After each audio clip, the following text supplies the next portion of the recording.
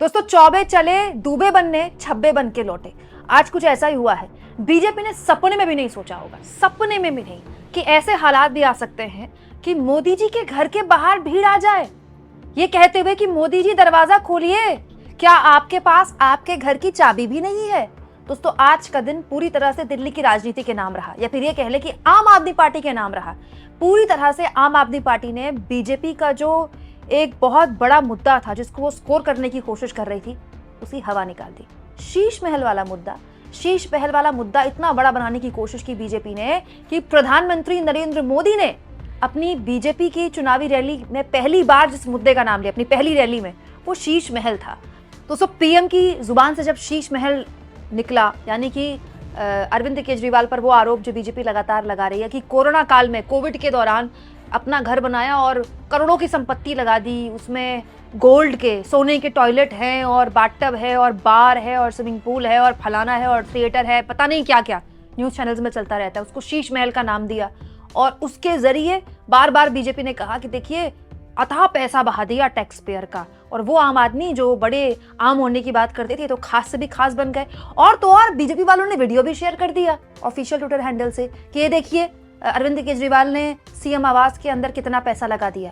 तो आम आदमी पार्टी के नेता एक कदम आगे चले गए, वो पहुंच गए प्रधानमंत्री मोदी के सरकारी आवास के बाहर और धरने पर बैठ गए। धरने पर बैठकर ये कहने लगे कि मोदी जी, आपके पास चाबी नहीं है क्या अपने घर की?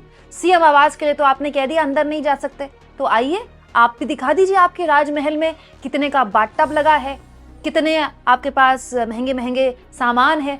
दोस्तों, देश का जो प्रधानमंत्री होता है वो इस आवास में रहता है। मतलब ऐसा नहीं है कि मोदी जी पहले प्रधानमंत्री हैं कि इस आवास में रहते। डॉक्टर मनमोहन सिंह भी 10 साल रहे हैं, लेकिन मोदी की जो लाइफस्टाइल रही है गुजरात में जब वो मुख्यमंत्री थे तब से लेकर अब तक, उसको लेकर विपक्ष तमाम तरह की बातें बोलता रहा है कि 8,000 करोड़ के विमान से चलते हैं। कहने वाले तो ये भी कहते हैं कि 1.5 लाख का तो सनग्लासेस पहनते हैं हमारे मोदी जी। हालांकि उस छवि को सुधारते हुए मोदी जी ने अपने अटायर्स में काम करना शुरू किया। वो कपड़े पहनते हैं, डिज़ाइनर कपड़े पहनते हैं, लेकिन सूट वगैरह कम पहनते हैं। इसके अलावा वो कितने आम हैं कि जिस भी दिन अगर जनता कहे तो वो झोला उठाकर चल देंगे। इस तरह उनकी छवि पे काम किया गया, लेकिन उस पूरे के पूरे काम की आज आम आदमी पार्टी ने धज्जी उड़ा दी। सौरभ भारद्वाज, आम आदमी पार्टी के नेता और आम आदमी पार्टी के सांसद संजय सिंह पहुंच गए पीएम आवास के बाहर धरने पर कि पुलिस हमको अंदर जाने क्यों नहीं दे रही। शीश महल चीखने वाले बीजेपी के नेता दिखाएं तो सही कि राजमहल के अंदर क्या है। दोस्तों, बात ऐसी है कि ये राष्ट्रीय सुरक्षा का मामला है। कोई भी पीएम आवास के अंदर नहीं जा सकता, पीएम आवास के अंदर पब्लिक नहीं जा सकती, पब्लिक क्या मीडिया भी नहीं जा सकती। इसीलिए आपने देखा होगा कि पीएम आवास के लॉन्ग शॉट्स दिखाई देते हैं, या मोदी जी कभी अंदर होते हैं तो उसका कुछ एरिया दिखाई देता है। It's a very secretive thing. ये राष्ट्रीय सुरक्षा का मुद्दा है ना। ये बात आम आदमी पार्टी के नेता भी जानते थे कि उनको पुलिस आगे नहीं बढ़ने देगी, लेकिन उन्होंने ये सब कुछ किया। और ये सब करके उन्होंने बीजेपी के लिए जो इकलौता मुद्दा था बीजेपी के हाथ में, शीश महल का मुद्दा, ये दिखाने का मुद्दा कि अरविंद केजरीवाल इतने भी आम नहीं हैं जितना उनको प्रेजेंट किया जाता है, उस मुद्दे की हवा निकाल दी। जाहिर सी बात है दोस्तों, अब मोदी जी अपनी किसी भी चुनावी रैली में जब भी शीश महल का जिक्र करेंगे, जब भी जो भी अरविंद केजरीवाल की आवास में महंगा महंगा सामान लगाया गया उसका जिक्र करेंगे, तो पलट कर आम आदमी पार्टी यही कहेगी कि हम तो मीडिया के साथ सीएम आवास भी जाने को तैयार थे, आपकी पीडब्ल्यूडी ने दरवाजे नहीं खोले। हम तो पीएम आवास जाने को भी तैयार थे, आपकी पुलिस ने अंदर नहीं आने दिया। और तो और दोस्तों, शीश महल के मुद्दे की हवा निकालते हुए आम आदमी पार्टी ने ऐसी वीडियोस भी शेयर करनी शुरू कर दी है जो ये बताती है कि मोदी जी कितनी रईसी में जीते हैं और मतलब कितने महंगी महंगी चीजें यूज करते हैं। जैसे आम आदमी पार्टी द्वारा बताया गया, मोदी का राजमहल दिखाओ, 2700 करोड़ की कुल लागत, 200 करोड़ का झूमर, 300 करोड़ का कालीन, 6,700 तो मोदी जी के पास जूते हैं, 5,000 कोट हैं। अब भगवान जाने 5,000 है कि 1,000 है कि 5 है, और भगवान जाने 6,000 जूते हैं कि 1,000 जूते हैं कि 2 जूते हैं। ये तो ना मैं जानती, ये तो ना आप जानते हैं। इस मामले में भी वही लफबाजी हो रही है जिस मामले में सीएम आवास के नाम पर लफबाजी हो रही थी, पिछले 6 महीने से हो रही थी, न्यूज़ चैनल्स का सहारा लेकर हो रही थी। लेकिन आप देखिए कितनी होशियारी से अरविंद केजरीवाल की पार्टी ने पूरे के पूरे शीश महल के मुद्दे को, जिसको बीजेपी बढ़ चढ़ कर दिखा रही थी और उसके जरिए आम आदमी पार्टी और अरविंद केजरीवाल की पूरी राजनीति खत्म करने की जुगत में थी, उसको घुटनों पर ला दिया। हालत ये हो गई दोस्तों कि आम आदमी पार्टी के नेता पीएम आवास से काफी दूर धरने पर बैठे हुए थे और बीजेपी के राज्यसभा सांसद सुधांशु त्रिवेदी को प्रेस कॉन्फ्रेंस करनी पड़ी। अमूमन सुधांशु त्रिवेदी जैसे बड़े नेताओं को प्रेस कॉन्फ्रेंस करने बीजेपी कमी भेजती है, लेकिन बीजेपी को एक बात समझ में आ रही थी कि सुबह से तो आम आदमी पार्टी के लोग ही छाए हुए हैं। पहले सीएम आवास के बाहर धरने पर बैठे हुए हैं, फिर पीएम आवास के परिसर के काफी दूर धरने पर बैठ गए हैं। मोदी जी दरवाजा खोलिए के नारा लगा रहे हैं। वैसे मोदी जी दरवाजा कैसे खोलते हैं? मोदी जी तो आज है ही नहीं दिल्ली में, मोदी जी विशाखापट्टनम में है। लेकिन आम आदमी पार्टी वालों से ज्यादा सियासी ड्रामा कौन कर सकता है?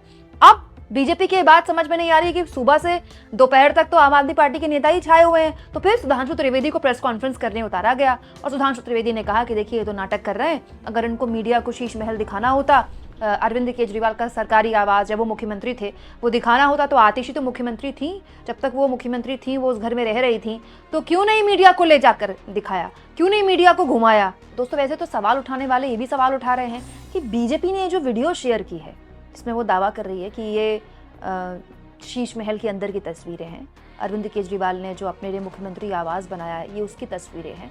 वैसे तो बीजेपी के ऑफिशियल ट्विटर हैंडल के पास ये फोटोज कहाँ से आई? आप खुद सोचिए, कहाँ से आई ये फोटोज? कैसे वहां पर वीडियो कैमरा गया होगा? किसने शूट किया होगा?